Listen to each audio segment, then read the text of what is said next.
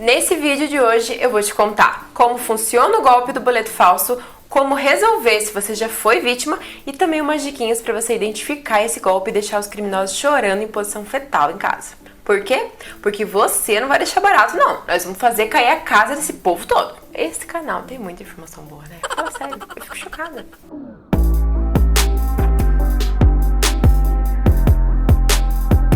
Hoje em dia, com a facilidade que as pessoas têm de solicitar serviços pela internet, também aumentou a chance das pessoas caírem em enrascadas, como o golpe do boleto falso. Esse golpe geralmente funciona de duas formas principais. A primeira, quando o consumidor realmente tem um boleto com aquela empresa e procura o site na internet para solicitar a segunda via, ou quando você não solicitou o boleto, mas ele chega até você, por e-mail ou pelo WhatsApp, como se fosse o boleto mensal. No primeiro caso, você consulta o site da empresa e quando você solicita a opção de segunda via de boleto, você pode ser redirecionado para um link para acessar a segunda via ou então para um atendimento, seja via WhatsApp ou pelo chat da empresa que eles vão te fornecer essa segunda via. O problema é que tanto esse boleto que você solicitou quanto o boleto que chega para você pode estar com a numeração trocada, ou seja, você até vai conseguir pagar esse boleto, mas ele não vai para o destino que deveria. Resumindo, você paga o boleto e ainda continua com a dívida. God, please, no! Se você faz parte do time que já caiu nesse golpe do boleto, eu já vou te adiantar que existem na lei algumas opções para você tentar resolver esse problemão. Mas você precisa agir rápido, porque quanto mais tempo demorar, mais risco tem de você ter um prejuízo ainda maior. Como ter o nome colocado no Serasa, por exemplo, ou até casos de apreensão de veículo se a dívida for um financiamento de veículo. A lei que protege as relações de consumo é o Código de Defesa do Consumidor. E nesse código, diz que as empresas respondem independentemente de culpa pelos danos causados aos consumidores se eles estiverem relacionados aos seus serviços. Isso porque a lei reconhece que o consumidor não tem obrigação de saber quando é um golpe e muitas vezes nem tem como identificar que aquilo é um golpe, porque o pessoal se empenha tanto para cometer esse tipo de crime que quase fica imperceptível. Já pensou se essas mentes brilhantes trabalhassem para fazer coisas boas no mundo? Que maravilha! Pois é, mas não é assim que a banda toca. Além disso, o banco ou a empresa que forneceu o serviço para o consumidor tem que garantir que o consumidor vai estar seguro utilizando esse serviço. Afinal, você contrata o serviço justamente pela qualidade, né? Agora, se for uma coisa mal feita, que não tenha nenhuma segurança, óbvio que ninguém vai querer contratar. Por isso que é tão importante que as empresas invistam na melhor forma de promover segurança para o consumidor. Inclusive, saiu no site do Distrito Federal uma decisão judicial que fala exatamente sobre isso. Nessa decisão, diz mais ou menos assim: não se mostra razoável exigir que o consumidor se atente às divergências entre um boleto original e um falso, porquanto apenas o responsável pela emissão do documento conseguiria indicar os detalhes que evidenciam essa adulteração. Impende salientar ainda que o boleto continha os dados corretos do consumidor, nome e CPF, e a discriminação das parcelas em aberto, tudo a subsidiar o reconhecimento da boa-fé do autor ao efetuar o pagamento do documento fraudado. Ou seja, mesmo que não tenha sido a própria empresa que causou esse problema para você, o simples fato de que eles tenham essa obrigação de te fornecer segurança para acessar os seus produtos e serviços já torna eles responsáveis para resolver o teu problema. Além do prejuízo que a gente chama de material, porque envolve o dinheiro propriamente dito, não é difícil perceber que a pessoa que cai num golpe se sente numa situação de angústia, de desespero e de muita preocupação.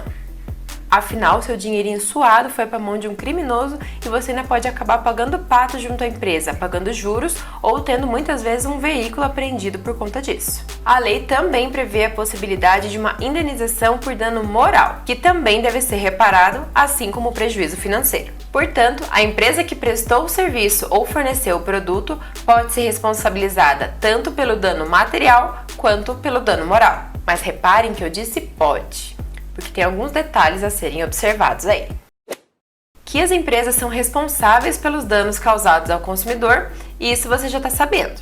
Mas também é muito importante você saber que, assim como tudo na vida, isso também tem limite. Ou seja, pode ser que em alguns casos específicos, os juízes entendam que não existe obrigação da empresa em ressarcir os prejuízos nesses casos. Até porque se os juízes começarem a condenar as empresas por absolutamente tudo que estiver acontecendo com os consumidores, isso vai virar uma bagunça danada. Então, tem algumas situações em que os juízes são mais favoráveis em reconhecer a responsabilidade da empresa e tem alguns casos que não. O primeiro dos pontos mais observados pelos juízes para definir se cabe ou não a responsabilidade da empresa é se a fraude ocorreu dentro do site oficial da empresa. Pois é, isso acontece, gente. Nesses casos, os criminosos invadem o site oficial da empresa por alguns minutos, mandam o máximo de boletos fraudados que eles conseguirem, depois eles saem do sistema e volta tudo ao normal como se nada tivesse acontecido. Muitas vezes as empresas nem estão sabendo que foram hackeadas por um determinado período de tempo até que o consumidor fale que pagou o boleto e a empresa não identificar o pagamento. Nesses casos, os juízes costumam reconhecer com tranquilidade o direito do consumidor, até porque o consumidor teve a cautela de ir direto no site oficial da empresa solicitar o boleto e ele não tinha como adivinhar que naquele momento o site tinha sido hackeado. E isso também mostra uma fragilidade na segurança do site da empresa, que não pode acontecer. Então, nesses casos, geralmente os juízes reconhecem sim a responsabilidade da empresa, tanto pelo dano material quanto moral, condenando a empresa a restituir o valor do boleto pago indevidamente e também a pagar uma indenização pelos danos morais suportados pelo consumidor. Outra situação que costuma ser bastante observada pelos juízes é que se o criminoso que enviou o boleto para o consumidor tinha as informações do contrato que foi firmado entre ele e a empresa, como RG, CPF, endereço, número do contrato, valor da parcela, vencimento, tudo isso é levado em consideração, porque mais uma vez, como que o consumidor vai saber que aquilo é uma fraude se a pessoa que mandou o boleto para ele tinha todos os dados? E novamente temos aqui demonstrada a fragilidade da segurança dessa empresa, porque se um criminoso, mesmo não invadindo o site oficial da empresa, teve acesso a essas informações, isso significa que de alguma forma essas informações vazaram. Isso sem contar que, se a pessoa tem acesso a todos esses dados do consumidor, imagina o que ele não pode fazer com o CPF dessa pessoa. Então o consumidor corre um risco danado de ter mais prejuízo ainda. Portanto, mesmo que o boleto não tenha sido fornecido direto no site da empresa, se a pessoa que enviou o boleto tinha esses dados, a empresa costuma ser condenada também. Mas, como nem tudo são flores na vida, também tem os casos em que os juízes entendem que não foi culpa da empresa, mas sim que o consumidor deixou de zelar pelo seu rico dinheirinho quando pagou o boleto falso. Isso pode acontecer quando a pessoa paga um boleto que foi gerado por uma pessoa totalmente desconhecida, com dados totalmente desconhecidos do consumidor, ou seja, foi uma fraude bem escancarada e a pessoa acabou não se tocando. Tem que tomar muito cuidado com isso. É o famoso dormiu no ponto. Portanto, quando o consumidor não toma os mínimos cuidados para poder fazer o pagamento desse boleto e acaba caindo no golpe, nem sempre o juiz vai reconhecer que a culpa é da empresa não, viu? Às vezes é culpa exclusiva do consumidor. E ainda tem os casos em que os juízes reconhecem que mesmo havendo um dano material, a situação não foi tão grave o suficiente para também fixar uma indenização por danos morais. E isso cria 3 possíveis cenários para esses casos de golpe: receber o valor do boleto e indenização, receber o valor do boleto sem indenização e não receber nenhum nem outro. Tudo vai depender de como aconteceu cada caso. Por isso que, independente de como tenha acontecido o seu caso, a melhor opção é que você corra atrás de um advogado, leve a documentação para que ele te ajude a analisar qual a melhor forma de resolver o teu caso. Ah, e um detalhe importante é que esse tipo de golpe configura o crime de estelionato. Então, independente de você entrar com uma ação para ressarcir o valor do boleto, você também precisa registrar um boletim de ocorrência para que esse crime seja investigado pela autoridade policial. Isso pode fazer com que a polícia localize esses criminosos e diminua a quantidade de vítimas.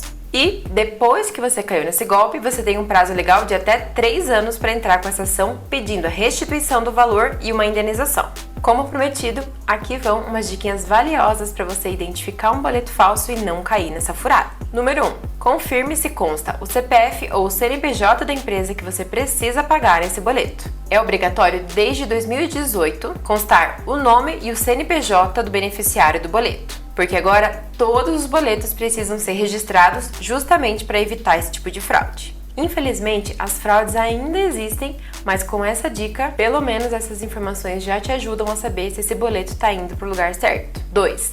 Confirme se no boleto consta as informações de vencimento correta, valor, seu nome e CPF e se eles também estão corretos. 3.